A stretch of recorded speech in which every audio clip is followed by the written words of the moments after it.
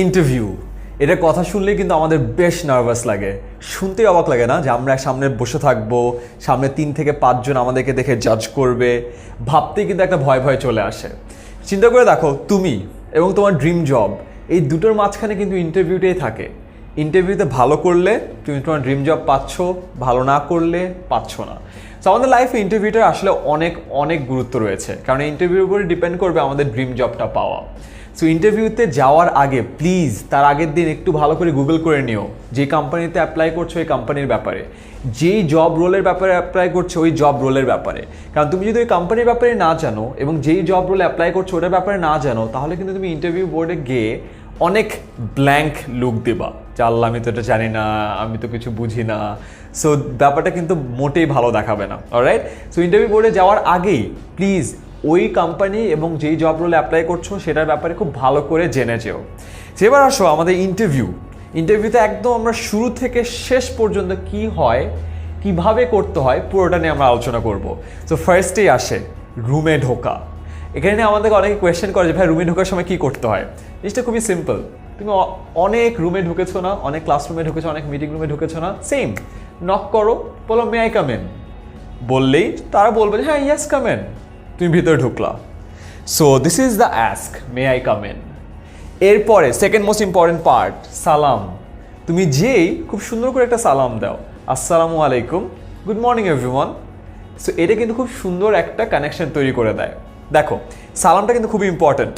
আমার বাবার ক্ষেত্রে আমার 2 ধরনের বন্ধু আছে, আয়মানের ভালো বন্ধু এবং আয়মানের একটু কম ভালো বন্ধু। সো আয়মানের ভালো বন্ধু হলো তারাই যারা কিনা আমার বাবাকে দেখে খুব সুন্দর করে সালাম দেয়, এবং কম ভালো বন্ধু হলো তারাই যারা সালামটা দিতে ভুলে যায়। তুমি চিন্তা করো, তোমার যারা ইন্টারভিউ নিতে আসছে তারাও কিন্তু বেশ সিনিয়র, সো তারাও সালাম ব্যাপারটাকে অনেক বেশি গুরুত্ব দেয়। সো যে খুব সুন্দর করে একটা সালাম দেওয়ান বলো গুড মর্নিং এভরিওয়ান, সো শুরুতেই খুব সুন্দর একটা কানেকশন তৈরি হয়ে যায়। এক্ষেত্রে আমাকে অনেকে কোয়েশ্চেন করে ভাই আমি কি সালাম একজনকে দিব না 3 জনকেই দিব বা 5 জনকেই দিব। চিন্তা করে দেখো তো, তুমি যদি একজন একজন করে সালাম দাও, সালামু আলাইকুম, সালামু আলাইকুম, সালামু আলাইকুম, সালামু আলাইকুম, কেমন শোনায় না? সালামটা সুন্দরভাবে দিতে পারবে না। সো অলওয়েজ মনে রাখো, একটা সালাম দিলেই কিন্তু ইটস গুড এনাফ। এইভাবে দেওয়ার দরকার নেই যে আসসালামু আলাইকুম। তুমি জাস্ট একবার সামনে তাকিয়ে সালাম দিলে সবাই আসলে সালামটা নিতে পারে। অনেকে আবার প্রশ্ন করে যে ভাইয়া ওখানে যদি ইসলাম ধর্মের বাইরে যদি অন্য ধর্মের কেউ থাকে তাহলে কি হবে? আমি তাদের জন্য বলি যে সালামের মানে কি? সালামের মানে কিন্তু মে পিস বি আপন ইউ, মানে আপনার উপর শান্তি বর্ষিত হোক। তুমি যদি কারোর উপর শান্তি বর্ষণ করো তাহলে কি তার মাইন্ড করার কথা? Course not. সো সালাম যদি কেউ অন্য ধর্মেও হয়ে থাকে সে কিন্তু এটাতে কোনো মাইন্ড করবে না বা বিরূপভাবে নিবে না। বাট অফকোর্স তুমি যদি কোনো মাল্টিন্যাশনাল কোম্পানিতে যে ইন্টারভিউ দিচ্ছ, তুমি যেখানে জানো সবাই ফরেনার, সেক্ষেত্রে সালাম না দিলেও হবে। সেক্ষেত্রে সুন্দর করে বললেই হবে যে good morning everyone, it's pleasure to meet you guys, এটা বললে ইটস গুড এনাফ। সো সালামটা খুব সুন্দরভাবে দিও। এরপরে ফাইনালি দ্য ওয়েট। তুমি যে সালাম দিয়ে যদি চেয়ারটা টানাটানি করে বসি শুরু করে দাও তাহলে কিন্তু ব্যাপারটা কিন্তু বেশ খারাপ দেখায়। তুমি সালাম দেওয়ার পরে একটু ওয়েট করো, চেয়ারে বসার কোনো দরকার নেই, তুমি ওয়েট করো। তারা তোমাকে বলবে যে কি করতে হবে। মেবি তোমার ডকুমেন্টটা সাবমিট করতে হতে পারে, মেবি তুমি চেয়ারে বসে ইন্টারভিউটা শুরু করবা, অথবা তোমাকে বলবে আপনি একটু ওয়েট করেন। সো যেই চেয়ার টানাটানি করে বসে যেও না, ওয়েট করো। তারা যেটা বলবে যে ডকুমেন্ট সাবমিট করো না ওয়েট করো না ইন্টারভিউ শুরু করো, ওটা শোনার পরে দেন তুমি স্টার্ট করো। তো আমি খুবই সিম্পলি বলি, ইন্টারভিউ বোর্ডে ঢোকার আগের দিন রাতে প্লিজ ওই কোম্পানির ব্যাপারে রিসার্চ করো, যেই জবে অ্যাপ্লাই করছো ওইটার ব্যাপারে রিসার্চ করো, তোমার ড্রেস সব সুন্দর করে প্রিপেয়ার করে রাখো, অফিসের অ্যাড্রেসটা জেনে রাখো, টাইমটা জেনে রাখো, কারণ প্লিজ লেট করা যাবে না। অলরাইট, অ্যান্ড দেন ইন্টারভিউয়ের দিন ঢোকার সময় they ask may I come in, then তুমি ঢোকার পরে সুন্দর করে আসসালামু আলাইকুম, গুড মর্নিং এভরিওয়ান, সুন্দর একটা ওয়ার্ম ফিলিং দিলা, and then you wait.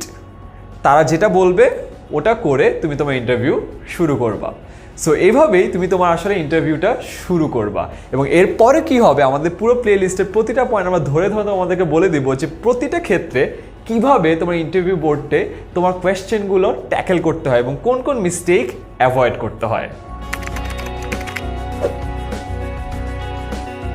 Body language, এটা অ্যাকচুয়ালি রিসার্চ দ্বারা প্রমাণিত হয়েছে যে আমরা যখন কথা বলি, আমাদের কথা দ্বারা না যতটুকু আমাদের কমিউনিকেশন হয়, আমাদের বডি ল্যাঙ্গুয়েজ দ্বারা তার থেকেও বেশি কমিউনিকেশন হয়। তার মানে আমি কথা দিয়ে যেই কমিউনিকেশন বার্তাগুলো পাঠাই, বডি ল্যাঙ্গুয়েজ দিয়ে তার সমান না হলেও তার থেকে আরও বেশি কমিউনিকেশন বার্তা পাঠাই। কিভাবে?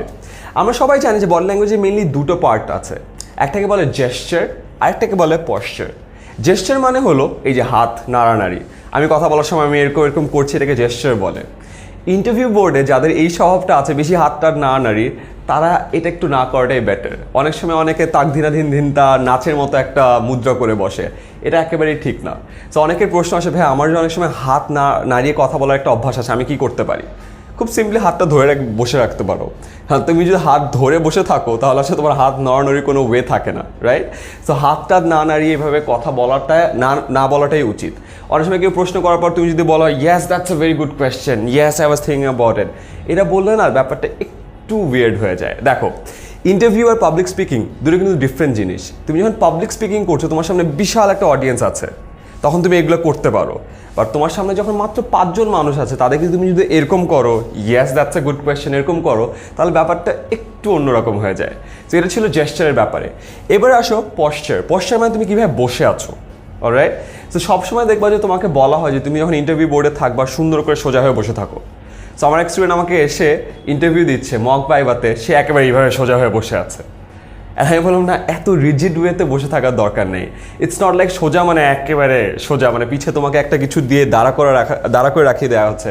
এইভাবে দাঁড়া করার বা বসে থাকার কোনো কিন্তু দরকার নেই। তুমি যখন ইন্টারভিউ বোর্ডে যাচ্ছ, বি কমফোর্টেবল, দেখে যেন মনে হয় যে তুমি যে কথা বলছো বা বসে আছো বা যাই করছো না কেন, তুমি যেন অনেক কমফোর্টেবল হও। এটার পরে আরেকটা কোয়েশ্চেন আছে। আমি যখন তাকে বললাম যে তুমি সোজা হয়ে থাকো, দেখা গেল ইন্টারভিউ বোর্ডে 5 জন আছে, তাকে সে একেবারে সোজা হয়ে বসে আছে। সামনে থেকে তাকে কোয়েশ্চেন করা হলো, সেই দিকে তাকিয়ে অ্যান্সার দিল। ডান দিক থেকে তাকে কোয়েশ্চেন করা হলো, সে এই দিকে তাকিয়ে অ্যান্সার দিল। So that is wrong. Posture মানে যে একেবারে সোজা হয়ে পুরা মানে দাঁড়িয়ে থাকতে হবে এমন কোনো কথা নেই, বসে থাকতে হবে এমন কোনো কথা নেই। যে যেদিক থেকে কোয়েশ্চেন করছে তার দিকে ঘুরো, কথা বলো। It's like a discussion. So interview বোর্ডে যায় তোমাকে যদি বেশি স্টিফ লাগে, তোমার কিন্তু ডিসকাশনটা আর সামনে এগোবে না। সো অলওয়েজ মনে রেখো, তোমার যে পোশ্চারটা হবে এটা এমন না পুরো রিজিড বা stiff. Be comfortable, be normal. এদিক থেকে কোয়েশ্চেন করলে এদিকে তাকিয়ে অ্যান্সার করো, ওই দিক থেকে কোয়েশ্চেন করলে ঘুরে তার দিকে তাকিয়ে অ্যান্সার করো। সো এই জিনিসটা যদি তুমি মেনটেন করো এবং ইন্টারভিউ বোর্ডে তোমার হাত পা যদি একটু কম নাড়ানাড়ি করো, that's better. Eye contact maintain করাটা খুবই খুবই খুবই জরুরি। আমরা যখন কারোর সাথে কথা বলি, আমরা কিন্তু তাদের চোখের দিকে তাকিয়ে কথা বলি, এবং কোনো এক অদ্ভুত কারণে আমাদের কিন্তু একটা ভুল জিনিস শেখানো হয়। আমাদেরকে শেখানো হয় যে সম্মান করা মানে নিচের দিকে তাকিয়ে কথা বলা। এটা অ্যাবসলিউটলি রং। তুমি যখন কারোর সাথে কথা বলছো, তুমি যদি তার চোখের দিকে না তাকিয়ে থাকো, তার মানে কিন্তু তুমি তাকে পাত্তা দিচ্ছ না বা তুমি তার কথা মনোযোগ দিয়ে শুনছো না। সো অলওয়েজ যখন যে কোয়েশ্চেন করে তার চোখের দিকে তাকিয়ে থেকো। তার মানে কিন্তু আবার এটা না তুমি তার চোখের দিকে এইভাবে তাকিয়ে থাকবে, অলরাইট? বিকজ অলওয়েজ মনে রেখো, your eyes smile as well. তুমি যখন কথা বলবা তুমি দেখবা যে তোমার চোখও কিন্তু স্মাইল করে। তুমি যখন রাগান্বিত থাকবা দেখবা তোমার চোখও রেগে যায়। সো তোমার চোখের ভঙ্গিমা কিন্তু অনেকটুকু ভাইব দেয় যে তুমি কেমন ফিল করছো। সো অলওয়েজ যে কোয়েশ্চেন করছে তার চোখের দিকে তাকিয়ে সুন্দর করে অ্যান্সার দিও। আবার অনেকে দেখা যায় যে সে সোজা হয়ে তাকিয়ে থাকে, সো এদিক থেকে কোয়েশ্চেন করলো, ওর দিকে তাকিয়ে অ্যান্সার করছে, আশেপাশ থেকে কোয়েশ্চেন করলো আর আই কন্ট্যাক্ট চেঞ্জ করছে না। So always remember, swap when needed. তো আশেপাশ থেকে যে যেখান থেকে কোয়েশ্চেন করছে তার চোখের দিকে তাকিয়ে অ্যান্সার দিও। অনেকে বলে যে ভাই একসাথে যদি 2 জন কোয়েশ্চেন করে, তুমি একসাথে 2 জন কোয়েশ্চেন করে 2 জনের দিকে তাকানো তো পসিবল না। যার কোয়েশ্চেনে অ্যান্সার দিচ্ছ তার চোখের দিকে তাকিয়ে অ্যান্সার দিও। সো অলওয়েজ রিমেম্বার, চোখের দিকে তাকিয়ে অ্যান্সার দিতে হয়। নিচু হয়ে থাকার মধ্যে কিন্তু সম্মান প্রদর্শন করার নির্ভর করে না। চোখের দিকে তাকিয়ে সুন্দর করে স্মাইল দিয়ে কথা বলার মধ্যে তোমার অ্যাকচুয়াল যে সম্মানটা ওটা নির্ভর করে। অ্যান্ড অলওয়েজ রিমেম্বার, চোখের দিকে তাকানোর সময় একেবারে রূঢ়ভাবে এইভাবে তাকিয়ে থেকো না, বা একেবারে পুরো খেয়ে ফেলবো টাইপের তাকিয়ে থেকো না, নর্মালি তাকিয়ে থেকো। Because remember, your eyes smile as well. যেহেতু আমরা যখন ইন্টারভিউ বোর্ডে যাই, আমাদের সামনে আরও 3 থেকে 5 জন থাকে এবং সবাই আমাদের প্রতিটা পদক্ষেপ লক্ষ্য করে, আমরা কি বলছি, আমরা কি করছি। সো স্বভাবতই তারা যে আমাকে জাজ করছে, এই জাজমেন্টের কারণে আমাদের কিন্তু একটু নার্ভাস লাগে, এবং এই নার্ভাসনেসের কারণে আমরা যে মিস্টেকগুলো স্বাভাবিকভাবে করি না, ওই মিস্টেকগুলোও করে বসি। সো আজকে আমি 6টা এমন মিস্টেকের কথা বলবো যেই মিস্টেকগুলো একটা ইন্টারভিউতে করা খুবই ডেডলি, এবং এই একটা মিস্টেকও যদি হয় আমাদের চাকরি পাওয়ার চান্সেস অনেক অনেক অনেক কমে যায়। So the first mistake, dressing inappropriately. আমাদের ইন্টারভিউতে আমাদের যেই ড্রেসিংয়ে যাওয়ার কথা, ওই ড্রেসিংয়ে না যেয়ে একটু অন্যভাবে যাওয়া, এবং এই ড্রেস আপের ফুল সেন্স নিয়ে আমাদের ঠিক পরের ভিডিওতে কথা বলা হবে যে আমাদের ছেলেদের ড্রেস আপ কেমন হওয়া উচিত, স্যুট কেমন পরা উচিত, টায়ার লেন্থ কেমন হওয়া উচিত, বেল্ট আর শুজের কালার যে ম্যাচ হওয়া দরকার, টাইয়ের লেন্থ যে বেল্ট পর্যন্ত হওয়া দরকার, মেয়েদের মেকআপ জুয়েলারির যে একটু কম হওয়া উচিত, এই পুরো জিনিসগুলো নিয়ে আমরা পরবর্তী ভিডিওতে কথা বলবো।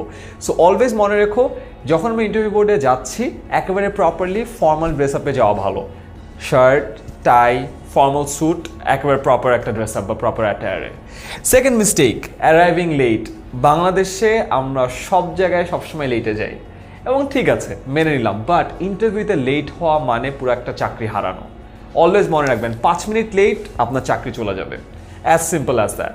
অ্যান্ড ওই যে এক্সকিউজ যে জ্যামে পড়েছিলাম, বের হতে হতে প্রাইম মিনিস্টারের টহল ওই ভিআইপি মুভমেন্ট ছিল, ওইটার কারণে মেবি লেট হয়ে গেছে, এই এক্সকিউজগুলো দিলে কিন্তু আসলে হবে না। কারণ আমরা কিন্তু জানি যে ঢাকা শহরে জ্যাম পড়বেই, ভিআইপি মুভমেন্ট কিন্তু চলতেই পারে, আমাদেরকে ওই টাইম মেনেই কিন্তু এগোতে হবে, রাইট? সো ওই যে লেট হওয়ার এক্সকিউজ ওটা দিলে হবে না। সো যেদিন ইন্টারভিউ ওই দিন 5 মিনিট আগে রওনা দেওয়া উচিত বা আধা ঘন্টা আগে রওনা দেওয়া উচিত, যেন আমরা একদম টাইম মতো পৌঁছে যাই। Third, using your phones. আমরা জানি আমাদের লাইফে সারাক্ষণ আমরা ফোন ইউজ করি, এটা ছাড়া আমরা বাঁচতে পারি না, সারাক্ষণ এটা লাগবে। বাট ইন্টারভিউ মোমেন্টে যদি আপনার মোবাইল বেজে উঠে, আপনাকে যদি পকেট থেকে ফোনটা বের করে অফ করতে হয়, তাহলে কিন্তু ব্যাপারটা বেশ খারাপ। ইমাজিন ভিডিওর মাঝখানে আমার ফোন বাজলো, আমি একটা কল দিলাম, হ্যাঁ হ্যাঁ কি ফ্রেন্ড আসতেছি, এরকম যদি করতাম তাহলে কিন্তু ব্যাপারটা দেখতে অনেক খারাপ লাগতো, রাইট? তো এই সেম জিনিসটা যদি ইন্টারভিউ বোর্ডে হয় তাহলে কিন্তু ব্যাপারটা অনেক খারাপ হবে। Fourth mistake, negative body language. আমরা কিন্তু অনেক সময় নুইয়ে পড়ি, এইভাবে কাত হয়ে যায়, এইভাবে করি, আমরা দেখাই যে আমরা খুব একটা ইন্টারেস্টেড না, আমরা একটু লেথার্জিক ফিল করি, আমরা একটু উইক ফিল করি। সো আমরা যখন একটু আমাদের বডি ল্যাঙ্গুয়েজটা একটু নেগেটিভ ফিলটা দিবে, তখন কিন্তু তারা আমাদেরকে ভাববে যে আমরা মেবি হার্ড ওয়ার্কিং না, আমরা মেবি বেশ লেথার্জিক, আমরা মেবি কাজে খুব একটা প্রোডাক্টিভ না বা এফিশিয়েন্ট না। সো অলওয়েজ মনে রাখো, বডি ল্যাঙ্গুয়েজ দিয়ে কিন্তু আমরা প্রচুর কমিউনিকেট করি, এবং বডি ল্যাঙ্গুয়েজটা যত স্ট্রং হবে, যত ওয়ার্ম হবে, আপনার ইন্টারভিউয়ার বা আপনার এমপ্লয়ার আপনার ব্যাপারে ততই একটা ভালো ধারণা পোষণ করবে। Fifth mistake, bad mouthing about past employers. যে আপনার আগের যে জবে ছিলেন ওই জবের ব্যাপারে খারাপ কথা বলা, আগের কোওয়ার্কার্সদের ব্যাপারে খারাপ কথা বলা, আগের জব এনভায়রনমেন্ট নিয়ে খারাপ কথা বলা, আগের স্যালারি নিয়ে খারাপ কথা বলা, আগের জব কন্ডিশন নিয়ে খারাপ কথা বলা। তো আপনি যদি শুধু খারাপই কথা বলেন, তার মানে আপনি কিন্তু আপনার আগের যে জব ওইটা কিন্তু বিন্দুমাত্র রেসপেক্ট করছেন না। আপনার এটা আসলে এটাও ধারণা দেয় যে আপনি আপনার কাজ, আপনার কোওয়ার্কার বা আপনার বসের প্রতি সম্মান প্রদর্শন করতে জানেন না।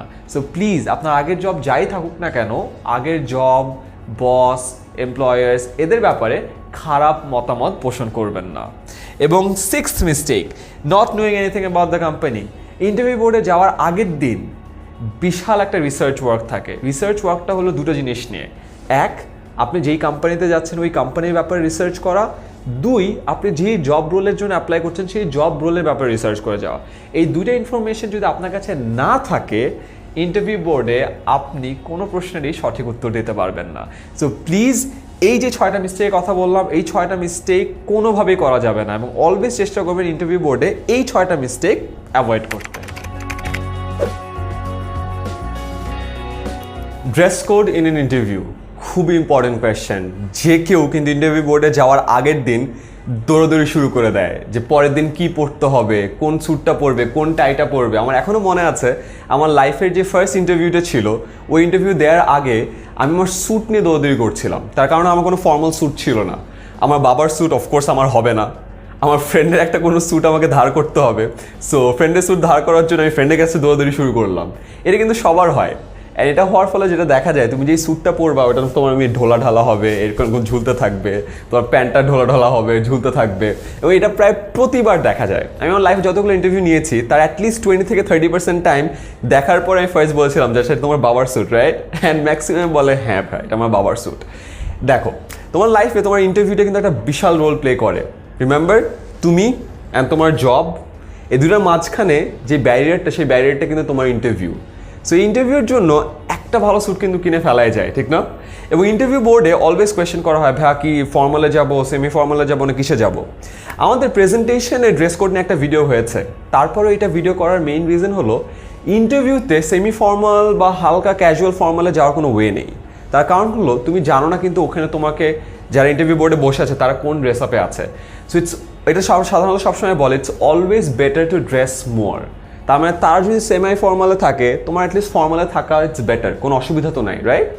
তারা ফর্মালে আছে, তুমি তার থেকে নিচে সেমি ফর্মালে আছো, তাহলে কিন্তু এটা খারাপ। সো অলওয়েজ ড্রেস মোর। সো তুমি যখন ইন্টারভিউ বোর্ডে যাচ্ছ, চেষ্টা করো যেন ফুল ফর্মালে যেতে পারো, তাহলে it's better and safe. So first advice, please তোমার বাবার স্যুটটা পরো না, বা তোমার ভাইয়ের স্যুটটা পরো না, বা তোমার ফ্রেন্ডের স্যুটটা পরো না। আমি পরেছিলাম, অ্যান্ড আমার ফার্স্ট দিনের ইন্টারভিউর ছবিটা যখন আমি এখনও দেখি, আমার নিজের কাছে লজ্জা লাগে যে আল্লাহ কী পরে গিয়েছিলাম, আমাকে দেখে ফার্স্ট ইমপ্রেশনটা মেবি অনেক খারাপ ছিল। So please don't do that. Second, টাইয়ের লেন্থ। আমরা যখন ফর্মাল পরি, আমরা কিন্তু টাই সব স্যুটের সাথে একদম মিলিয়ে টেলিয়ে পরি, রাইট? সো অলওয়েজ রিমেম্বার, তুমি যখন একটা স্যুট পরছো, it's better to wear a lighter colour shirt. মানে একটা লাইট কালারের শার্ট হবে, একটা ডার্ক কালার স্যুট থাকলে ইটস বেটার, অলরাইট? টাইটা যখন পরছো, রিমেম্বার তোমার টাইয়ের লেন্থটা হবে ঠিক বেল্ট যেখানে শুরু হয় এই টিপিং পয়েন্ট পর্যন্ত। এর নিচে গেলে টাইটা বেশি লম্বা, এর উপরে গেলে টাইটা বেশি ছোট। অ্যান্ড তুমি যদি একটু আমার মতো একটু এই সাইজের হও, তাহলে তোমার বাবার যে মোটা টাইগুলো আছে ওগুলো না পরাই বেটার। তোমার জন্য কিন্তু আলাদা চিকন টাই আছে। সো প্লিজ বাই দ্য চিকন টাই, কারণ তুমি যদি তোমার বাবার মতো মোটা টাই পরো, দেখতে বেশ খারাপ লাগবে। দেখবা যে স্যুটের মাঝখানে তোমার শার্ট দেখা যাচ্ছে না, বিকজ টাইটা এত মোটা। ঠিক আছে, এরপরে আসে হলো ম্যাচিং বেল্ট অ্যান্ড শুজ। এটা খুবই খুবই খুবই ইম্পর্ট্যান্ট। তুমি যেই কালারের বেল্ট পরছো ওই কালারের শু পরতে হয়। তার মানে তুমি যদি ব্রাউন কালারের বেল্ট পরো, তোমার শুটাও ব্রাউন কালারের হতে হবে। তুমি যদি ব্ল্যাক কালারের বেল্ট পরো, তোমার শুটাও ব্ল্যাক কালারের হতে হবে। এর অন্যথা যদি হয়, তাহলে ব্যাপারটা কিন্তু একটু খারাপ হয়ে যায়। এটাকে ড্রেস কোডের গ্রামারে পড়ে না। তো তুমি ব্ল্যাক কালারের বেল্ট আর ব্রাউন কালারের শুজ, ইন্টারভিউ বোর্ডে কেউ একজন দেখলেই তোমাকে বলবে আচ্ছা ওর মেবি ড্রেসিং সেন্সের ব্যাপারে কোনো আইডিয়া নাই। So always maintain that. এবং লাস্টলি, ফর্মাল স্যুট। আমি এখন যেটা পরে আছি, it's not a suit, it's a blazer. So আমার প্যান্ট এবং আমার ব্লেজার কিন্তু ম্যাচ করছে না। তার কারণ হলো এইটা যে কোনো জিনিসের সাথে পরা যায়, ইটস নট আ স্যুট। বা তুমি যখন ইন্টারভিউ বোর্ডে যাচ্ছ, it's better to wear a suit. Suit মানে বুঝছো তো, রাইট? পুরো প্যাকেজ, তোমার প্যান্ট, তোমার মানে তোমার ট্রাউজার, তোমার স্যুট পুরোটা ম্যাচিং হয়। সো এই জিনিসটা বানিয়ে নিতে হয় সাইজ দিয়ে। সো ওটা পরো। এরকম ব্লেজার না পরাটাই বেটার, তার কারণ ব্লেজারটা অনেকটা সেমাই ফর্মাল টাইপের লুক হয়ে যায়। যেহেতু তুমি ইন্টারভিউ বোর্ডে যাচ্ছ এবং ইন্টারভিউ বোর্ডে সিনিয়র মানুষজন থাকবে, তোমার ইন্টারভিউ করবে, তোমাকে জাজ করবে প্রতিটা মোমেন্টে, it's always better to wear a formal suit, alright? এবার আসে মেয়েদের জন্য। মেয়েদের জন্য first advice, please avoid flashy colours. একেবারে লাল চকচকা জরি দেয়া আছে, গ্লিটারিং করছে, ওরকম হলে ব্যাপারটা দেখতে একটু খারাপ মনে হয়। ঠিক আছে, so please avoid flashy colours or glittery colours or shiny clothes, যেটা একটু ডিস্ট্র্যাক্টিং। অলওয়েজ রিমেম্বার, তোমার ক্লোথস এমন হওয়া উচিত যেটা তোমাকে বা তোমাকে যারা দেখছে তাদেরকে ডিস্ট্র্যাক্ট না করে। সো তোমার উপর যেন ফোকাস থাকে, তোমার নলেজের উপর যেন ফোকাস থাকে, তোমার কন্টেন্টের উপর যেন ফোকাস থাকে, তোমার ড্রেসের জন্য ফোকাসটা না চলে যায়, অলরাইট? তো তোমার ড্রেস যদি গ্লিটার করে, শাইনি হয়, তাহলে কিন্তু ফোকাসটা ওই দিকে চলে যেতে পারে। So please avoid flashy colours or shiny things. এবং second, it's always better to avoid excessive makeup, alright? So মেকআপটাও এক্সেসিভ করো না, এক্সেসিভ জুয়েলারিও ইউজ করো না। সো যত সিম্পল থাকা যায় তত বেটার। বিকজ তুমি চিন্তা করো, তুমি যখন কোনো জায়গায় কাজ করতে যাচ্ছ, মিটিংয়ে যাচ্ছ বা কোনো ফর্মাল ওকেশনে যাচ্ছ, তুমি কাজে যাচ্ছ, রাইট? সো এইসব জিনিস যত কম থাকবে, তোমার ফোকাসটা কিন্তু কাজে তত বেশি পড়বে, right? So it's always better to avoid excessive makeup and jewellery. So ছেলেদের ক্ষেত্রে এই কয়েকটা জিনিস একটু মেনটেন করো, মেয়েদের ক্ষেত্রে এই কয়েকটা জিনিস মেনটেন করো, এবং always remember, it's always better to dress more. So ওখানে যে যতটুকু ফর্মাল হওয়া যায় ততটুকুই ফর্মাল হওয়া উচিত, সো দ্যাট ওখানে যে হঠাৎ করে কোনো বিব্রতকর পরিস্থিতির শিকার না হতে হয়। ইন্টারভিউ বোর্ডে সব থেকে বেশি ক্ষেত্রে প্রথম যে প্রশ্নটা করা হয় সেটা হলো ইন্ট্রোডিউস ইউরসেলফ। বাট এই প্রশ্ন দিয়েই ম্যাক্সিমাম মানুষের মান যাচাই করে ফেলা যায়। ওয়েল, ভাবতে অনেক অবাক লাগলো, এটা আসলেই সত্যি। একটা প্রশ্ন দিয়ে আসলে বোঝা যায় যে ওই ক্যান্ডিডেটটা ওই জবের জন্য সুইটেবল নাকি সুইটেবল না। মোস্ট অফ দ্য কেসেস এটাই বোঝা যায়। তার কারণ কি জানো? মোস্ট অফ দ্য কেসেস একটা অ্যান্সার, ইন্ট্রোডিউস ইউরসেলফের অ্যান্সার শুরু হয় এভাবে যে myself is Aiman Sadiq, my father's name is XYZ, তারপরে আমার বাবা এটা করে, আমার মা এটা করে, আমার ভাই এটা করে, অ্যান্ড দ্যাটস অ্যাবাউট ইট। তার কারণ কি জানো? সে যখন কথা বলতে যায় ইন্ট্রোডিউস ইউর সেলফ, একটা জিনিস খেয়াল করতো, সে কী বললো? নিজের নাম, বাবার নাম, মায়ের নাম, ভাইয়ের নাম, অ্যান্ড দ্যাটস অ্যাবাউট ইট। তার মানে সে কিন্তু আসলে নিজেকে ইন্ট্রোডিউস করেনি, সে ইন্ট্রোডিউস করেছে তার ফ্যামিলিকে। খেয়াল করেছো? এবং তারপরে ফ্যামিলিকে ইন্ট্রোডিউস করার পর তার মাথায় আসলে কিছুই ছিল না বলার। So first thing, please don't introduce your family, introduce your self. সেটা বলার পর অনেকেই প্রশ্ন করে ভাই আমি নিজের ব্যাপারে আর কি বলবো। সো আমি বলেছি আচ্ছা তুমি তোমার লাইফে তোমাকে নিয়ে কাটিয়েছো লাস্ট কত 20, 22, 25, 30 বছর, সো তুমি নিজের ব্যাপারে বাকি কথাগুলো বলো। তখন স্বাভাবিক একটা প্রশ্ন আসে ভাই নিজের ব্যাপারে কোন কথাগুলো বলবো। দেখো এটা খুবই important. So first of all যেই পয়েন্টই বলো না কেন টু দ্য পয়েন্ট কথাবার্তা বলো। সেকেন্ডলি বি ওয়ার্ক স্পেসিফিক, কাজ স্পেসিফিক। ফর এক্সাম্পল আমি যদি এখন একটা ইউনিভার্সিটির জবের জন্য অ্যাপ্লাই করি আর আমাকে ইন্টারভিউ বোর্ডে বলা হলো যে তোমাকে তোমার ব্যাপারে কিছু একটা বলো, তখন আমি আমার ওই কাজগুলোই বলবো যেই কাজগুলো ইন্টারভিউ ওই জব রোলের জন্য ইউজফুল। ইন্টারভিউয়ে ওই জব রোলের জন্য ইউজফুল কাজ কী হতে পারে? আমি যদি লেকচারের পজিশনের জন্য অ্যাপ্লাই করি, লেকচার কী করে? লেকচার দেয়, স্পিচ দেয়, রিসার্চ করে। সো আমি তখন বলতে পারি যে আমি আমার লাইফে গত 5 বছর ধরে এতগুলো স্টুডেন্টকে পড়িয়েছি, এতগুলো ইউনিভার্সিটিতে যেয়ে কথা বলেছি, এতগুলো রিসার্চ পেপারে কাজ করেছি। সো এগুলো যখন বলবো এই পুরো 3টে জিনিসই কি আমার ওই জব পজিশনের জন্য খুবই স্পেসিফিক এবং কাজে লাগে। সো এই পার্টটা বললে কিন্তু ইনস্ট্যান্টলি তোমার ইন্টারভিউয়ার তোমার ব্যাপারে আরও বেশি জানার জন্য আগ্রহী হয়ে পড়বে। এবং ফাইনালি তোমার যেসব স্ট্রেংথস এবং কোয়ালিটিস আছে ওগুলো বলো, এবং এগুলো বলার ক্ষেত্রেও খেয়াল রেখো যে তোমার যেই স্ট্রেংথস এবং যেই কোয়ালিটিগুলো যেই রোলের জন্য অ্যাপ্লাই করছো ওই রোলের জন্য কাজে লাগবে, ওই জবের জন্য মানে ওই স্ট্রেংথস বা ওই কোয়ালিটিসগুলো বেশি করে বলো। এবং অলওয়েজ মনে রাখবে যে কোনো স্ট্রেংথস বা কোয়ালিটিস বলার পরে শুধুমাত্র এটা বলো না যে I am a hard working person, এটা বলো যে তুমি কিভাবে একটা হার্ড ওয়ার্কিং পারসন, একটা এক্সাম্পল দাও, একটা স্টোরি বলো, তোমার প্রিভিয়াস জব লাইফে একটা এক্সপিরিয়েন্স বলো যেখানে তুমি একটা কাজ শো করেছিলে যেটা কিনা শো করে তুমি একটা hard working person. Alright, so first mistake, introduce your সেলফে, don't introduce your family. Alright, don't talk about your personal life, যে তুমি ছোটোবেলায় স্কুল চেঞ্জ করেছিলা, বড় হয়ে ঢাকায় আসছো, ঢাকায় এসে তোমার অনেক খারাপ লাগতো, তুমি অনেক লোনলি ফিল করতা, না। ইন্ট্রোডিউস ইউর সেলফ মানে এটা না। Introduce yourself is not about your personal life. Introduce your সেলফে তোমাকে ওই কথাগুলোই বলতে হবে যেই কথাগুলো তোমার স্ট্রেংথস এবং কোয়ালিটিসগুলোকে প্রকাশ করে, যেই কথাগুলো তোমার ওয়ার্ক স্পেসিফিক অ্যাচিভমেন্টসগুলোকে শো করে, এবং যেই কথাগুলো বললে তোমার ইন্টারভিউয়ে তোমার ব্যাপারে সামনে আরও জানার ব্যাপারে আগ্রহী হয়ে উঠবে। So next time introduce yourself কোয়েশ্চেনে মনে রেখো তোমার নাম বলার পরে তোমার ফ্যামিলিকে ইন্ট্রোডিউস করার কোনো দরকার নেই, তোমার অ্যাচিভমেন্টসের ব্যাপারে কথা বলো, তোমার প্রিভিয়াস জব লাইফের ব্যাপারে কথা বলো, তোমার এক্সপিরিয়েন্সের ব্যাপারে কথা বলো, তোমার স্পেসিফিক স্ট্রেংথস অ্যান্ড কোয়ালিটিসের ব্যাপারে কথা বলো, যেই স্ট্রেংথস অ্যান্ড কোয়ালিটিসগুলো ওই জবের জন্য অনেক বেশি ইউজফুল। ইন্টারভিউতে খুবই ইম্পর্টেন্ট একটা question, why should we hire you? মানে তোমার ইন্টারভিউ তোমাকে জিজ্ঞাসা করছে তোমার এমন কি আছে যে জিনিসটার জন্য আমি তোমাকে হায়ার করব। তার মানে ব্যাপারটা বুঝতে পারছো?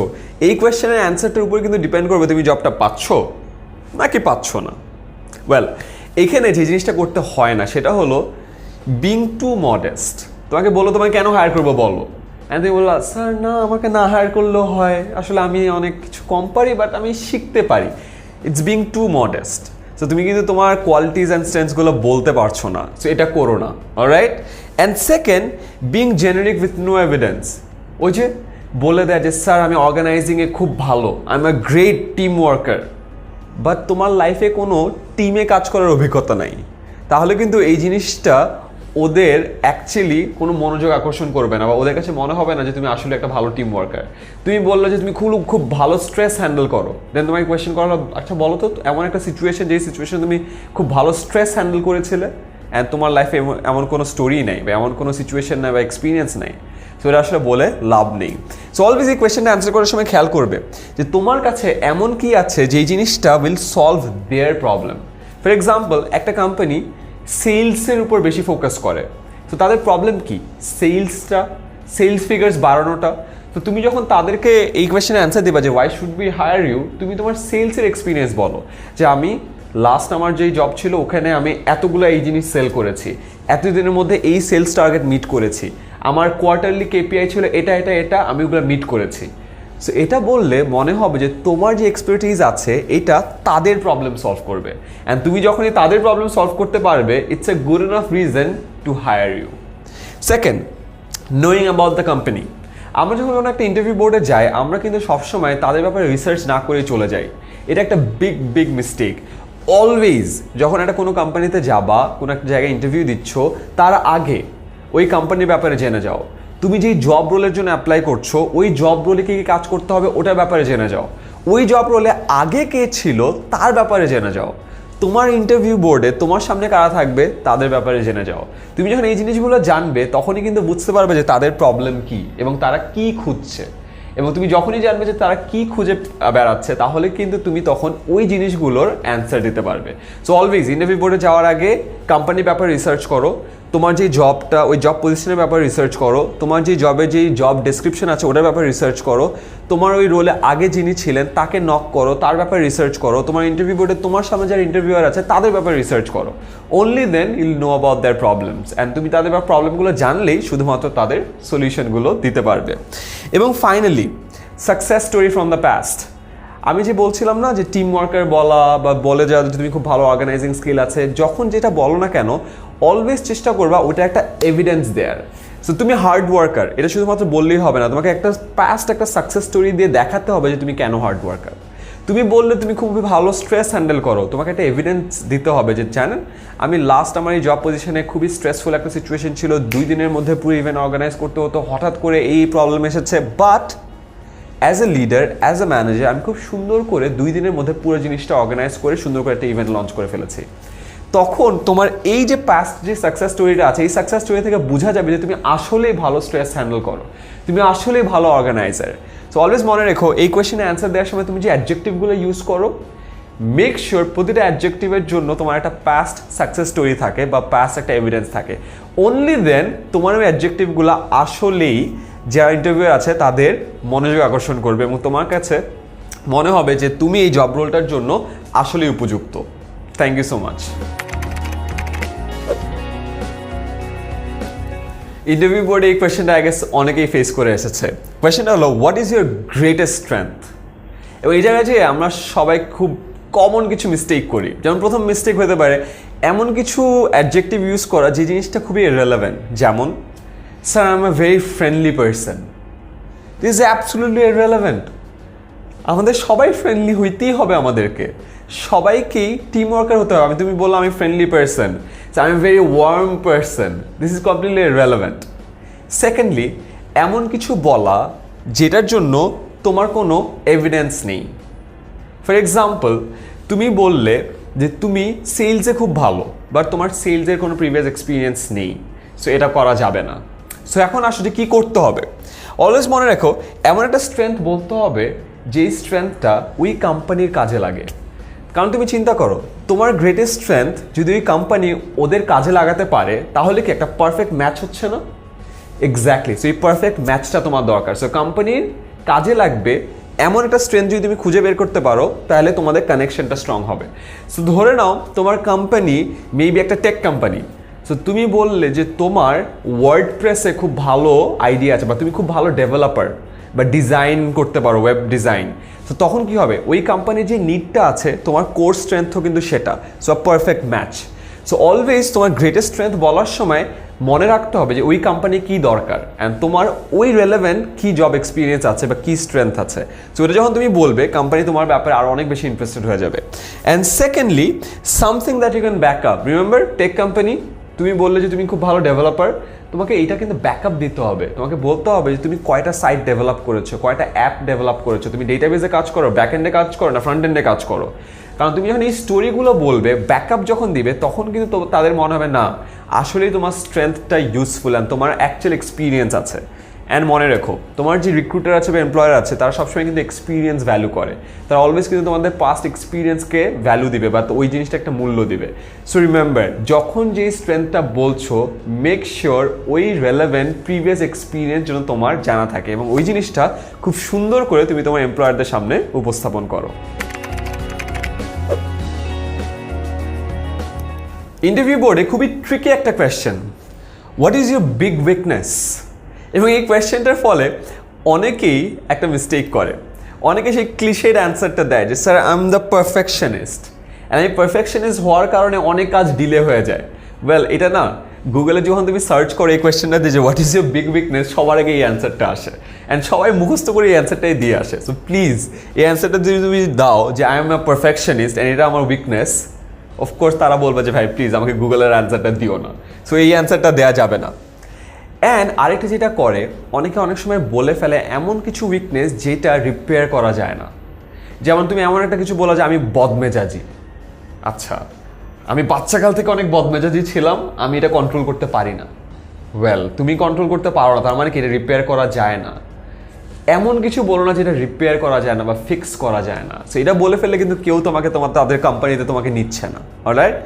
সো কীরকম উইকনেস বলতে হবে? First thing, show that you are self aware. এমন একটা কথা বলো যেটা কিনা শো করবে যে তুমি তোমার নিজের উইকনেসগুলোর ব্যাপারে জানো। অলরাইট? মেবি তুমি বলতে পারো, স্যার আমার টাইম ম্যানেজমেন্টের একটু প্রবলেম হয় অনেক সময়, কারণ আমি দুটো কাজ জাগল করি। আমার একটা প্যাশন আছে, আমার একটা জব আছে, সো আমার পার্ট টাইম কাজ করার সময় দুটো কাজ জাগল করার সময় টাইম ম্যানেজমেন্টে একটা প্রবলেম হয়। দেখো, এটা কিন্তু ফার্স্টে বলে দিল যে তুমি তোমার নিজের ব্যাপারে অ্যাওয়্যার বা তুমি সেলফ অ্যাওয়্যার। তুমি এটা খুব ভালো করে বুঝতে পারছো যে তোমার একটা উইকনেস আছে। তুমি এটাও বুঝতে পারছো যে উইকনেসটা কেন আছে, বিকজ তুমি দুইটা কাজ একসাথে জাগল করছো। তুমি কিন্তু এটাও বুঝতে পারছো যে এই উইকনেসটা কীভাবে সলভ করতে হয়। অলরাইট? সো এর থেকে আসছে তোমার দ্বিতীয় point, you are working to fix it. যেমন এই কথা তুমি বললে যে তোমার টাইম ম্যানেজমেন্টে একটু প্রবলেম হচ্ছে, তারপরে তুমি এটাও বলে দিলে তোমার প্রবলেম হওয়ার রিজনটা হলো তুমি তোমার ওয়ার্ক এবং তোমার পার্ট টাইম ওয়ার্ক বা তোমার প্যাশনে একসাথে জাগল করছো। দেন তাকে বলা যে তুমি এটার জন্য কি করছো। সো তুমি অ্যাকচুয়ালি কাজ করছো, তোমার রুটিন ফিক্স করছো, মেবি তোমার মর্নিং রিচুয়ালস চেঞ্জ করছো, এমন কিছু করছো যেটা তোমার উইকনেসটাকে আস্তে আস্তে আস্তে আস্তে মিটিগেট করে ফেলে। অলরাইট? সো দুটো জিনিস, নাম্বার ওয়ান, এমন কিছু বলা যেটা বললে তোমাকে বোঝা যাবে যে তুমি তোমার উইকনেসের ব্যাপারে অ্যাওয়্যার এবং তুমি ওটা বুঝতে পারছো যে কোথা থেকে উইকনেসটা আসছে। অ্যান্ড সেকেন্ডলি, এমন কিছু বলা যেটা ফিক্স করা পসিবল এবং যেটার পিছনে তুমি অলরেডি কাজ করছো। এবং খুবই ভালো হয় তুমি তাদের কিছু অ্যাকচুয়াল এক্সাম্পলে দিতে পারো যে এই যে প্রবলেমটা হচ্ছে এটার জন্য আমি এটা কাজ করছি, বা সামনে আমি এটা করার প্ল্যান করছি, বা মেবি নেক্সট মান্থ বা নেক্সট কোয়ার্টারে আমার এই টার্গেট আছে। সো আমি যদি এই টার্গেটটা প্রপারলি ফুলফিল করি তাহলে আমার এই উইকনেসটা থাকবে না। সো নেক্সট টাইম তোমার বিগ উইকনেস যখন কোয়েশ্চেন করা হবে তখন এই প্রসেসটা যদি ফলো করো, আই গেস অ্যান্সারটা আরও অনেক সুন্দর হবে। ইন্টারভিউ বোর্ডে প্রায় এমন একটা প্রশ্ন আসে, describe a difficult work situation that you handled. মানে হলো তুমি তোমার এক্সপিরিয়েন্স থেকে এমন একটা সিচুয়েশন বলো যেই সিচুয়েশনে তোমার উপর অনেক স্ট্রেস ছিল, অনেক প্রেশার ছিল, অনেক নেগেটিভিটির মধ্যে ছিলা, তারপরেও তুমি ওই সিচুয়েশনটা হ্যান্ডেল করে একটা পজিটিভ রেজাল্টে নিজেকে নিয়ে গিয়েছো। সো এরকম একটা এক্সপিরিয়েন্স সে জানতেই চাইতেই পারে। সো এমন সিচুয়েশনে ফার্স্ট থিং যেটা করা উচিত না সেটা হলো পিকিং আপ আ ফেইলিয়ার স্টোরি। তুমি যদি তোমার এরকম একটা স্টোরি বলতে যে তোমার একটা ফেইলিয়ার স্টোরি বলো যে হ্যাঁ আমার 2 বছর আগে এরকম খুব একটা প্রেশারাইজ একটা মোমেন্ট ছিল, খুবই একটা স্ট্রেসড একটা কন্ডিশন ছিল, অ্যান্ড ওই টাইম আমি অ্যাকচুয়ালি ফেল করেছি, তাহলে কিন্তু তোমার ব্যাপারে বা তোমার ক্যারেক্টারিস্টিক্সের ব্যাপারে একটা ভালো ধারণা সে নিবে না। তার কারণ হলো এরকম সিচুয়েশনে তুমি মেবি আবার ফেল করবা। রাইট? তোমার ট্র্যাক রেকর্ড বলে তুমি এরকম সিচুয়েশনে ফেল করো, এই কোম্পানিতে ঢোকার পরে সিচুয়েশনের সাথে তুমি আবার ফেল করতে পারো। সো এটা একটা নেগেটিভ থিং, সেটা করা যাবে না। অ্যান্ড সেকেন্ড হলো, even if you choose a success story বা তুমি একটা ভালো স্টোরি যদি চুজ করো, তোমার কোওয়ার্কার, বস বা অন্য কারো ব্যাপারে কোনো খারাপ মন্তব্য করবে না। এমন বলো না যে আমি এরকম একটা প্রবলেমেটিক সিচুয়েশনে অনেক কিছু সলভ করে ফেলেছিলাম বাট আমার কোওয়ার্কার আমাকে কোনো হেল্প করে নাই, আমার বস আমাকে কোনো হেল্প করে নাই। তাহলে এটা দেখা যায় যে তুমি তোমার যে কোওয়ার্কার আছে বা তোমার যে বস আছে বা তোমার সাথে যারা যারা কাজ করে তাদের হেল্প বা তাদের সাপোর্টের ব্যাপারে তুমি অ্যাপ্রিসিয়েটিভ না। তো এটা করা যাবে না। সো এবার আসো এরকম মোমেন্টে তুমি কি করতে পারো। ফার্স্ট অফ অল, এমন একটা সাকসেস স্টোরি নাও যেটা কিনা ওই কোম্পানিতেও কাজে লাগতে পারে। যেমন তুমি প্রিভিয়াসলি একটা ভেরি টাফ কন্ডিশনে পড়েছিল, ফর এক্সাম্পল তুমি একটা ইভেন্ট ম্যানেজমেন্টের খুবই একটা প্রেশারে ছিল যে 2 দিনের মধ্যে একটা ইভেন্ট নামাতে হবে। এই এক্সপিরিয়েন্সটা তুমি তখনই বলতে পারো যখন তুমি একটা ইভেন্ট ম্যানেজমেন্ট ফার্মে ইন্টারভিউ দিচ্ছ। কেন? বিকজ তুমি ইভেন্ট ম্যানেজমেন্ট ফার্মেও তো এরকম প্রেশারাইজ সিচুয়েশন আসতে পারে না যে 2 দিনের মধ্যে একটা ইভেন্ট অর্গানাইজ করতে হবে। তুমি যদি তাদেরকে বলো প্রিভিয়াসলি তুমি এরকম একটা প্রেশারাইজ সিচুয়েশন বা একটা ওয়ার্ক কন্ডিশন হ্যান্ডেল করে এসেছো অ্যান্ড সাকসেসফুলি পার করে এসেছো, তাহলে ওই কোম্পানিটা কিন্তু তোমাকে হায়ার করার ব্যাপারে আরও বেশি ইন্টারেস্টেড হবে। অ্যান্ড সেকেন্ড, এই মেথডটার নাম হলো স্টার মেথড। স্টার মেথডের খুবই সিম্পল একটা আইডিয়া আছে। তুমি যখন ওই ঘটনাটা বলবে সবার আগে বলবে হলো সিচুয়েশন, যে তুমি কি সিচুয়েশনে ছিলা। দেন তুমি বলবে তোমার টাস্ক বা তোমার টাস্ক কী ছিল, তোমার এখানে করণীয় কী ছিল। দেন অ্যাকশন, যে তুমি অ্যাকচুয়ালি কী করেছিলে, তুমি এটা করেছিলে, সেটা করেছিলে, ওটা করেছিলে, যেই কাজগুলো করে তুমি ওই সিচুয়েশন থেকে একটা পজিটিভ রেজাল্টের দিকে নিয়ে এসেছো। অ্যান্ড ইয়েস, আর এর মিনিং হলো রেজাল্ট। কীভাবে তোমার এই যে সিচুয়েশন, টাস্ক এবং অ্যাকশনের মাধ্যমে তুমি একটা পজিটিভ রেজাল্টে নিয়ে এসেছো, ওইটা ফাইনালি বলে দেওয়া। সো তুমি এই স্টার মেথড ব্যবহার করে যে কোনো জায়গায় কিন্তু তোমার একটা এক্সপিরিয়েন্স বর্ণনা করতে পারো। যে এক্সপিরিয়েন্স বর্ণনা করার সময় স্টার মেথডটা মনে রেখো এবং তুমি যেই ঘটনাই বলবা না কেন, তোমার ওই ঘটনা বলার মধ্যে তোমার এক্সপিরিয়েন্সটা তুমি আরও অনেক সুন্দর করে ফুটিয়ে তুলতে পারবে। এটা আমার খুবই ফেভারিট একটা কোয়েশ্চেন। এটা শুধুমাত্র যে ইন্টারভিউ বোর্ডে জিজ্ঞাসা করা হয় তা না, এটা কিন্তু আমাদের লাইফেও প্রায় অনেক জায়গায় কোয়েশ্চেনটা করা হয়। সো আমি সবাইকে যারা ভিডিওটি দেখছে তাদের কোয়েশ্চেন করতে চাই যে where do you see yourself in 5 years? কারণ কি জানো, আমরা যেই পজিশনে আছি না কেন, আমাদের অলওয়েজ আমাদের ফিউচারটা জানা উচিত বা দেখা উচিত বা প্ল্যান করা উচিত। আমরা যদি এটা নাই জানি যে 5 বছর পর আমরা কোন জায়গায় নিজেদেরকে দেখতে চাই, আমরা ওটা হওয়ার জন্য চেষ্টা কীভাবে করবো বলো? সো এই সেম জিনিসটাও তোমার ইন্টারভিউরও তোমার কাছে জানতে চায় যে তুমি 5 বছরের মধ্যে নিজেকে কোন অবস্থানে দেখতে চাও। সেখানে সবার আগে যেটা করা যাবে না সেটা হলো এটা বলা উচিত না যে আমি 5 বছরের মধ্যে এই কোম্পানির সিইও হয়ে যাব। অফকোর্স রিয়েলিস্টিক্যালি তুমি যদি কোনো ভালো কোম্পানিতে যাও 5 বছরের মধ্যে মেবি তুমি সিইও হতে পারবে না বা সম্ভব নয়। তো এমন কিছু বলা উচিত নয় যেটা কিনা আসলেও আদৌ সম্ভবই নয়। এবং দ্বিতীয়ত, অনেক সময় গুগল করলে এই কোয়েশ্চেনের অ্যান্সার হিসেবে দেখা যায় যে খুব উইটি একটা অ্যান্সার হলো এটা, যে actually I want to be in your seat in 5 years। যে তোমার ইন্টারভিউ করছে তাকে এটা বলা যে আমি আপনার সিটে বসতে চাই ইন 5 years। যদি এটা শুনতে বেশ উইটি লাগে, বেশ স্মার্ট লাগে, বাট অনেকে কিন্তু এই অ্যান্সারটা শুনে দুটো জিনিসের মনোভাব নিতে পারে তোমার ব্যাপারে। এক, তুমি গুগল থেকে এই অ্যান্সারটা দেখে এসে বলছো, কারণ এই অ্যান্সারটা অনেক বেশি কমনলি প্রচলিত। এবং দ্বিতীয়ত, তুমি তার সাথে একটু অ্যারোগেন্ট হয়ে কথা বলছো যে আমি আপনাকে সরিয়ে আমি আপনার জায়গায় বসবো 2 দিন পরে। So it looks a bit weird. So অনেক ক্ষেত্রে তোমার যে ইন্টারভিউয়ার বা তোমাকে যে কোয়েশ্চেন করছে সে একটু পিছপা হতে পারে তোমার এই রিয়াকশনটা শুনে। সো এটাও বলাটা সাধারণত উচিত না। সো এবার প্রশ্ন আসে এটার অ্যান্সার আমি কীভাবে দিতে পারি। সো ফার্স্ট অফ অল, তুমি যে অ্যান্সারটা দিবা সেই অ্যান্সারটার জন্য এই জিনিসটা পোট্রে করে যে তুমি কোম্পানিতে যেই জবের জন্য অ্যাপ্লাই করছো সেই জবে লং টার্ম থাকতে চাও বা তোমার লং টার্ম কমিটমেন্ট আছে। কেন? সিম্পল। তোমার মনোভাব যদি এমন হয় তুমি আজকে চাকরিতে ঢুকলে 5 বছর পর তুমি অন্য একটা কোম্পানিতে থাকবে, তাহলে কিন্তু সে তোমাকে হায়ার করবে না। অফকোর্স তোমার উপর কোম্পানি ট্রেনিং করাবে, রিসোর্স দিবে, প্রচুর টাইম দিবে। তুমি যদি এইখানে কোম্পানিতে শুধুমাত্র আসো আরেকটা কোম্পানিতে চলে যাওয়ার জন্য, তাহলে কিন্তু কোম্পানি তোমাকে ইন্টারেস্টেড হবে না হায়ার করার জন্য। সো এমন একটা এমন একটা প্ল্যানের কথা বলতে হবে যেই প্ল্যানটা শো করবে যে তুমি তোমার ওই জবে বা এই কোম্পানিতে থাকার জন্য লং টার্মের একটা প্ল্যানিং করে রেখেছো। এবং দ্বিতীয়ত, এমন একটা জিনিস যেটা কিনা তোমার ডিরেক্টলি জব রোলের সাথে অ্যাসাইন করা। তুমি মেবি সেলস পজিশনে অ্যাসাইন করছো নিজেকে। সো 5 বছর পর এমন একটা সেলস রোলের কথা বলো যেই সেলস রোলটা তোমার জন্য 5 বছরের মধ্যে অ্যাচিভ করা পসিবল হবে এবং যেই রোলটা কোম্পানির প্রফিটেবিলিটিতে ভালো একটা ইম্প্যাক্ট ফেলবে। কারণ তোমার যে 5 বছরের প্ল্যানটা আছে ওই 5 বছরের প্ল্যানটা যদি কোম্পানিরও 5 বছরের গ্রোথ প্ল্যানের সাথে মিলে যায়, অনলি দেন কোম্পানি তোমাকে হায়ার করার জন্য ইন্টারেস্টেড হবে। সো মনে রেখো, সিম্পলি এমন কিছু বলা উচিত যেখানে তোমার 5 বছরের প্ল্যান আর কোম্পানির 5 বছরের প্ল্যান মিলে যায় বা একই রকম হয়। যখনই তোমার 5 বছরের প্ল্যান কোম্পানির 5 বছরের প্ল্যানকে একসাথে করে ফেলতে পারে বা তোমার 5 বছরের প্ল্যান কোম্পানিকে আরও 5 বছর আরও গ্রোথ দিতে পারে, তখনই তোমার হায়ার্ড হওয়ার বা চাকরিটা পেয়ে যাওয়ার চান্সেস বেড়ে যায়। এই দুটো প্রশ্ন অনেকটা একই রকম। Number 1, why did you leave your last job? তুমি তোমার আগের জবটি কেন ছেড়ে দিয়েছিলে? এবং second, why do you want to join us? মানে তুমি এখন আমাদের কেন জয়েন করতে যাচ্ছ? সো প্রথম প্রশ্নে আসি, তুমি কেন আগের জব ছেড়ে দিয়ে এসেছিলে? যখনই তোমরা কোনো একটা জব থেকে আরেকটা জবে যাবে তখন তোমাকে এই প্রশ্নের সম্মুখীন হতেই হবে যে বাবা একটু আমাকে বলো তো আগের জবে কী প্রবলেম ছিল, আগের জবটা কেনই বা ছাড়লা তুমি?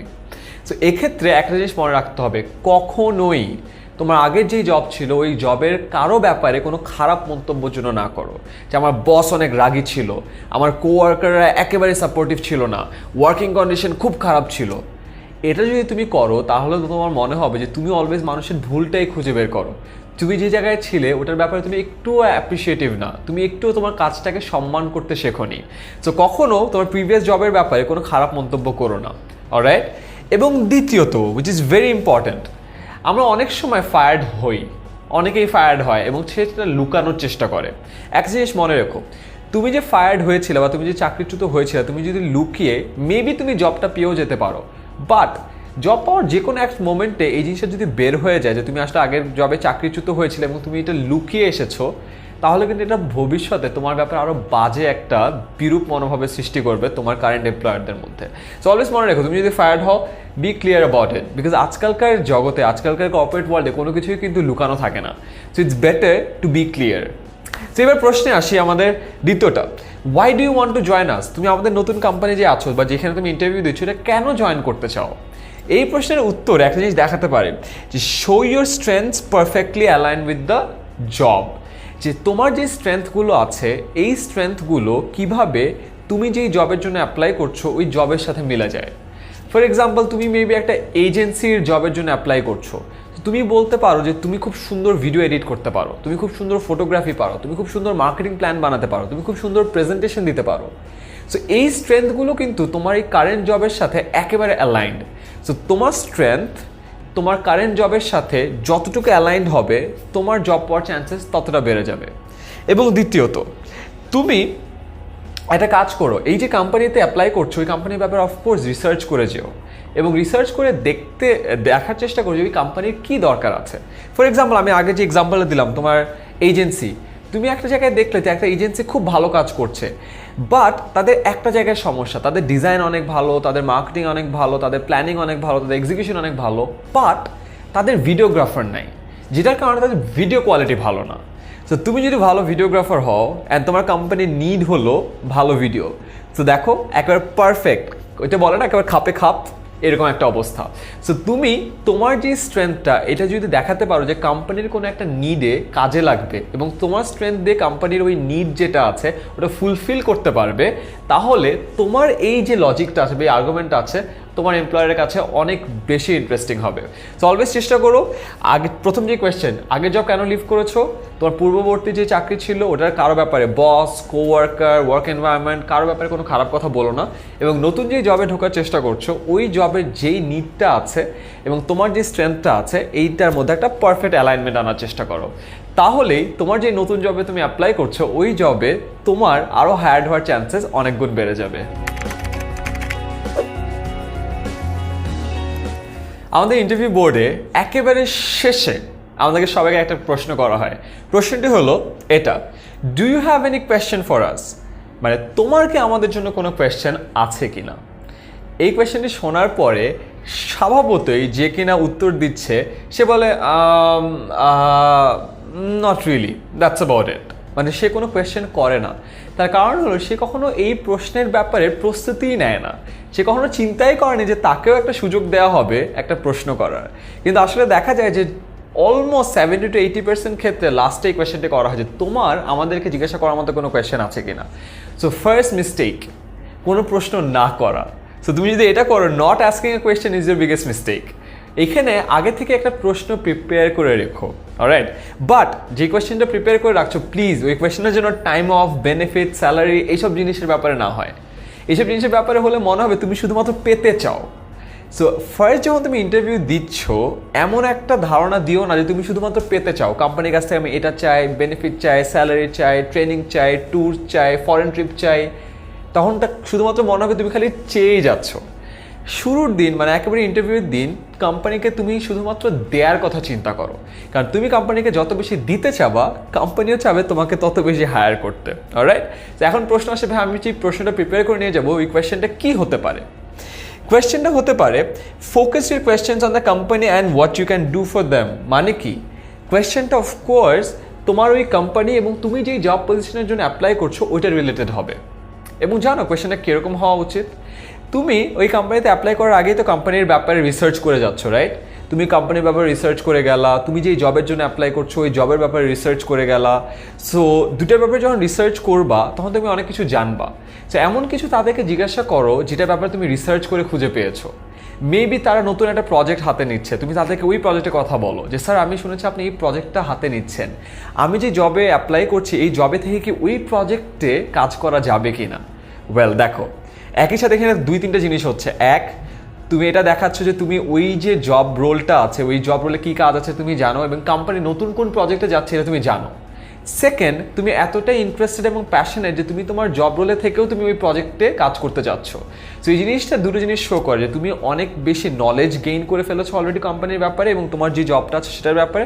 এবং সেকেন্ড, তুমি অনেক বেশি প্যাশনেট তোমার কাজের ব্যাপারে, যে কারণে তুমি জানতে চাচ্ছ তোমাদের যে ফিউচার প্রজেক্ট আছে ওই কোম্পানির ওই প্রজেক্টে তুমি কীভাবে কাজ করতে পারো। তো তুমি যদি এই ভাইবটা দাও তাহলে শুরুতেই মনে হবে না তুমি আসলে শুধুমাত্র কোম্পানির কাছ থেকে নিতে আসোনি, তুমি কোম্পানিকে অনেক বেশি দিতেও আসছো, এবং এই ভাইবটা তোমাকে অ্যাজ আ ইন্টারভিউই অনেক দূর এগিয়ে নিয়ে যাবে। ইন্টারভিউ একেবারে শেষের পথে, লাস্টে একটা মজার জিনিস হয়। আমি আমার লাইফে অনেক ইন্টারভিউ নেওয়ার সময় আমি দেখেছি যে বাংলাদেশে আমাদের স্টুডেন্টদেরকে একটা উইয়ার্ড জিনিস শেখানো হয়। তাদেরকে শেখানো হয় যে সিনিয়রদেরকে কখনো পিঠ দেখাতে হয় না। অ্যান্ড এটার কারণে যেটা দেখা যায় যে মেবি ইন্টারভিউ বোর্ড, দূরে একটা রুম আছে, তোমার সিটটা অনেক দূরে, সিট থেকে উঠে যাওয়ার পরে লোকজন মুন ওয়াকিং শুরু করে, উল্টা দিকে তাকে এইভাবে এইভাবে যাওয়া শুরু করে, অ্যান্ড উল্টায় যায়, উষ্টা খায়, এরকম একটা অবস্থা দেখা দেয়। সো আমি একজনকে কোয়েশ্চেন করেছিলাম যে তুমি করছো কেন, অ্যান্ড সে আমাকে উত্তরে বলে যে ভাইয়া বাট সিনিয়রদেরকে তো পিঠ দেখানো যায় না। আমি বললাম যে তাই বলে তুমি উল্টাভাবে হাঁটবা? তখন সে বলল না ভাইয়া তাহলে আমি এখন কী করতে পারি? খুব সিম্পল, দেখো তুমি যখন একটা ইন্টারভিউ বোর্ডে যাবা, মেবি একটা বড় রুমে তোমার ইন্টারভিউ হচ্ছে, তুমি যেখানে বসে আছো ওখান থেকে তোমার মেবি রুমের দরজা অনেক দূরে, তুমি যদি উল্টা হয়ে হাঁটা শুরু করো ব্যাপারটা কিন্তু দেখতে অনেক খারাপ দেখাবে, মেবি তুমি উল্টে পড়েও যেতে পারো। So please, first information, interview board থেকে বের হওয়ার সময় মুন ওয়াক করো না, অলরাইট? তুমি মাইকেল জ্যাকসন না, তোমাকে দিয়ে মুন ওয়াক হবে না, হলেও ইন্টারভিউ বোর্ড মুন ওয়াকের জায়গা না। এবার আসে 2 নম্বর পয়েন্টে। একেবারে যখন ইন্টারভিউ শেষ হয়ে যায় তখন একটা তোমাকে কোয়েশ্চেন বলে যে তোমাদের ইন্টারভিউ তো শেষ, তোমার কি কোনো কোয়েশ্চেন আছে নাকি আমাদেরকে জিজ্ঞাসা করার? এই কোয়েশ্চেন শোনার পরে সবাই বলে না, বা আমি কনফিউজ, না মনে হয়, এরকম। তার কারণ হলো সে কখনো প্রস্তুতি ছিল না যে সে একটা কোয়েশ্চেন করতে পারে। বাট অলওয়েজ রিমেম্বার, যে কোনো একটা ইন্টারভিউ শেষ করার সময় কিন্তু ইন্টারভিউরে তোমাকে জিজ্ঞাসা করবে যে তোমার কি কোনো কোয়েশ্চেন আছে কিনা। So always prepare that question. তোমার যদি ওই কোম্পানির জন্য কোনো কোয়েশ্চেন থাকে, ওই জব পজিশনটার জন্য কোনো কোয়েশ্চেন থাকে, বা ইন জেনারেল কোনো কোয়েশ্চেন থাকে যে কবে ইন্টারভিউ রেজাল্ট দেওয়া হবে বা কবে কোনো নেক্সট ফলো আপ করা হবে, please ask that question. And always মনে রাখবে তোমাকে এই কোয়েশ্চেনটা করা হবে একেবারে লাস্টে। তো তোমার যে প্রশ্নটা ওটা আগে থেকে রেডি করে রেখো, এবং রেডি করে রাখার ফলে যেটা হয়, কোয়েশ্চেনটা করার সাথে সাথে তুমি খুব সুন্দর করে স্মার্টলি ওই তোমার প্রশ্নটা করে ফেলতে পারবে। এবং থার্ড যে ইম্পর্টেন্ট পার্ট, এটা হলো থ্যাঙ্কিং অ্যান্ড গ্রিটিং। তোমার ইন্টারভিউ শেষ অ্যান্ড সে তোমাকে বললো অনেক ধন্যবাদ, তুমি কি করবে? তুমি চুপচাপ হয়ে বের হয়ে যাবে? Of course not. মনে আছে একদম শুরুতে তুমি যখন ঢোকার পরে কি করলে? সুন্দর করে সালাম দিয়ে এটা গ্রিট করলে। এখানে খুব সুন্দর করে সালাম দিতে পারো অথবা বলতে পারো thank you so much for your patience, thank you so much for your time, it was a lovely experience, it was a great experience বলে থ্যাংক ইউ দিয়ে then leave the room. Alright? So 3 things. First of all, কখনো interview board থেকে বের হওয়ার সময় উল্টাভাবে হাঁটার চেষ্টা করো না বা মুন ওয়াকিং করো না। সেকেন্ড, একেবারে শেষে যে তোমাকে একটা প্রশ্ন করতে বলা হবে যে তোমার কোনো প্রশ্ন আছে কি না, সেই প্রশ্নটা রেডি করে রেখো। এবং থার্ড, ইন্টারভিউ বোর্ড থেকে বের হওয়ার সময় অ্যাব্রাপ্টলি বের হয়ে না বা হঠাৎ করে বের হয়ে যেও না। বের হওয়ার আগে সুন্দর করে সালাম দিয়ে গ্রিট করে থ্যাংক ইউ বলে অনলি দেন ইন্টারভিউ বোর্ড থেকে বের হয়েও। তার কারণ কি জানো? যে কোনো সময় তোমার ইন্টারভিউ শেষ হয়, that is the last impression that you make, right? Interview board থেকে বের হওয়ার সময় তুমি লাস্ট যে কথাটি বলছো এটা কিন্তু তাদের মাথায় থাকবে। সো লাস্ট ইমপ্রেশনটা যত ভালো হবে তোমার কিন্তু ওই জবটা পাওয়ার চান্সেস ততই বেড়ে যাবে।